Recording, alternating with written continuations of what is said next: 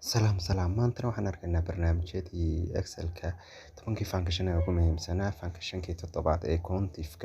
countif horey sidaan usoo aragnay waxay isku dhow yihiin sida samiifkii oo kale ayaa loo shaqeynayaa marka la socoshadu wanaagsan.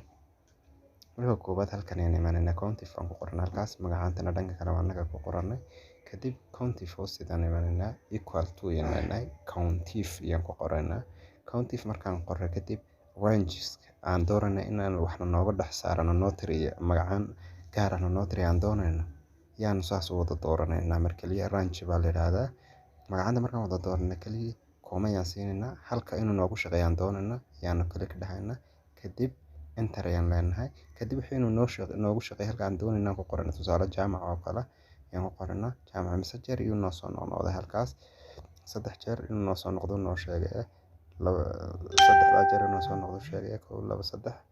3 hodan ayaan haddana soo qaadanaa 2 jeer iyo hodan noo soo qoray 1 iyo 2 iyo hodan la soo qoray 3 jeer iyo noo soo qoray ka dhigantay afwan saddexdiina waa kuwa markaas xasan oo kale tusaale 2 jeer iyo noo soo qoray xasan kan aan qorayna kuma darayna mar walba kuwa koraa laga dhex tirinaya labadaas iyo noo soo qoray markaas tusaale farxiyo oo kale mar kaliya noo soo qoray markaas waad tirinaysaa inay ku dhex jirto mar kaliya ay ku jirtaa marka la hubinayo analyze-ka ayaa saas loo xisaabiyaa